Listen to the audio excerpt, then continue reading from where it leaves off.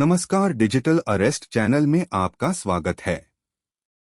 यहाँ हम बात करेंगे साइबर क्राइम के बारे में। अब साइबर क्राइम के लिए 1930 पर कॉल करने पर एनसीआरपी अपने आप E0 FIR में बदल जाएगी। गृह मंत्रालय ने नई सीमा तय की। अपने एक्स हैंडल पर विवरण साझा करते हुए केंद्रीय गृह मंत्री अमित शाह ने कहा कि यह नियम 10 लाख रुपए से अधिक की धोखाधड़ी के लिए लागू होगा, लेकिन दिल्ली में एक पायलट प्रोजेक्ट के बाद इसे पूरे देश में लागू किया जाएगा। भारत में वित्तीय साइबर अपराध में भारी उछाल के बीच गृह मंत्री ने 1930 पर कॉल किए जाने या राष्ट्रीय साइबर अपराध रिपोर्टिंग पोर्टल NCRP IHRC भारतीय साइबर अपराध समन्वय केंद्र पर शिकायत दर्ज किए जाने के मामलों में प्राथमिकी दर्ज करने के लिए नए नियमों की घोषणा की है। अपने एक्स हैंडल पर विवरण साझा करते हुए केंद्रीय गृह मंत्री अमित शाह ने कहा कि यह नियम 10 लाख रुपए से अधिक की धोखाधड़ी के लिए लागू होगा, लेकिन दिल्ली में एक पायलट प्रोजेक्ट के बाद इसे पूरे देश में लागू किया जाएगा। शाह ने कहा, गृह मंत्रालय के भारतीय साइबर अपराध समन्वय केंद्र ने किसी भी अपराधी को अभूतपूर्व गति से पकड़ने के लिए नई E0 FIR पहल शुरू की है। दिल्ली के लिए पायलट प्रोजेक्ट के रूप में शुरू की गई यह नई प्रणाली NCRP या 1930 पर दर्ज साइबर वित्तीय अपराधों को स्वचालित रूप से FIR में बदल देगी, जो शुरू में 10 लाख रुपए की सीमा से ऊपर होगी। उन्होंने आगे कहा, नई प्रणाली, जो साइबर अपराधियों पर नकेल कसते हुए जांच को तेजी से आगे बढ़ाएगी, जल्द ही पूरे देश में विस्तारित की जाएगी। मोदी सरकार साइबर सुरक्षित भारत बनाने के लिए साइबर सुरक्षा ग्रिड को मजबूत कर रही है।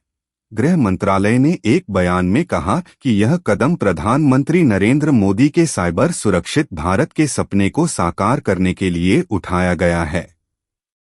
इसने कहा कि शाह ने हाल ही में एक समीक्षा बैठक में साइबर वित्तीय अपराधों के पीड़ितों द्वारा खोए गए धन की वसूली में आने वाली कठिनाइयों को ध्यान में रखते हुए यह आदेश दिया। राष्ट्रीय साइबर अपराध रिपोर्टिंग पोर्टल NCRP और राष्ट्रीय साइबर अपराध हेल्पलाइन 1930 ने साइबर वित्तीय अपराधों से संबंधित शिकायतों की आसान रिपोर्टिंग और त्वरित कार्रवाई को सक्षम बनाया है।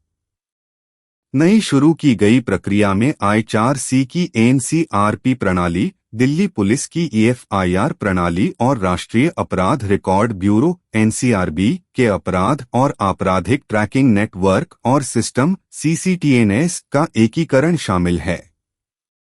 मंत्रालय ने कहा, अब 10 लाख रुपए की सीमा से अधिक के वित्तीय नुकसान से संबंधित NCRP और 1930 पर की गई शिकायतों पर दिल्ली के ई-क्राइम पुलिस स्टेशन में स्वचालित रूप से 0 FIR दर्ज हो जाएगी। इसे तुरंत क्षेत्रीय साइबर अपराध पुलिस स्टेशनों को भेजा जाएगा।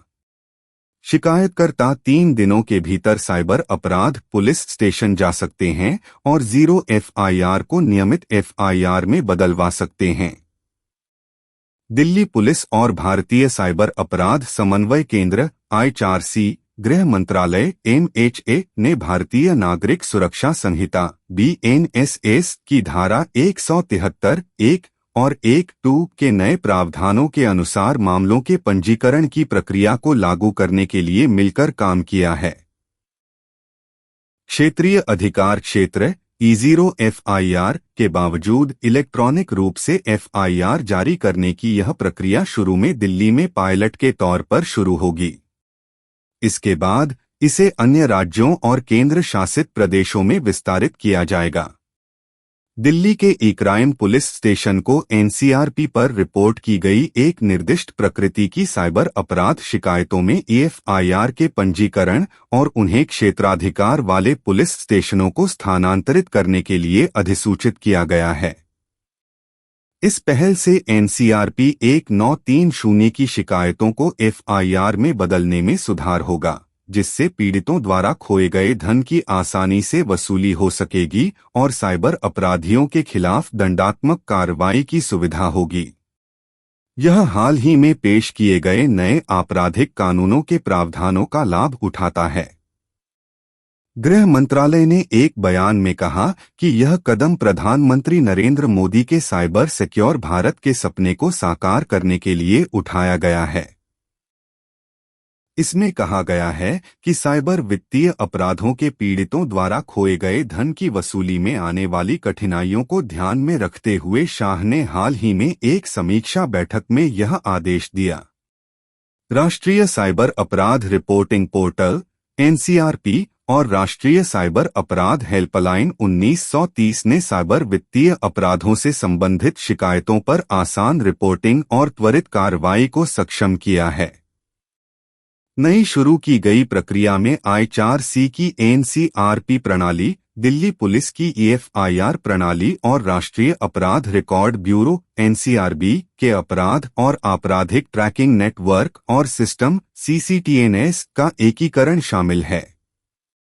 मंत्रालय ने कहा, अब एनसीआरपी और 1930 पर की गई 10 लाख की सीमा से अधिक वित्तीय नुकसान से संबंधित शिकायतों पर दिल्ली के ई-क्राइम पुलिस स्टेशन में स्वतः ही 0 एफआईआर दर्ज हो जाएगी। इसे तुरंत क्षेत्रीय साइबर क्राइम पुलिस स्टेशनों को भेज दिया जाएगा। शिकायतकर्ता 3 दिनों के भीतर साइबर क्राइम पुलिस स्टेशन जा सकते हैं और 0 एफआईआर को नियमित एफआईआर में बदलवा सकते हैं। दिल्ली पुलिस और भारतीय साइबर अपराध समन्वय केंद्र (आई4सी), गृह मंत्रालय (MHA) ने नए नियमों के अनुसार मामलों के पंजीकरण की प्रक्रिया को लागू करने के लिए मिलकर काम किया है। अगर वीडियो पसंद आया हो तो लाइक करें, सब्सक्राइब करें और बेल आइकन दबाएं ताकि आपको रोजाना मार्केट अपडेट्स मिलते रहें। धन्यवाद।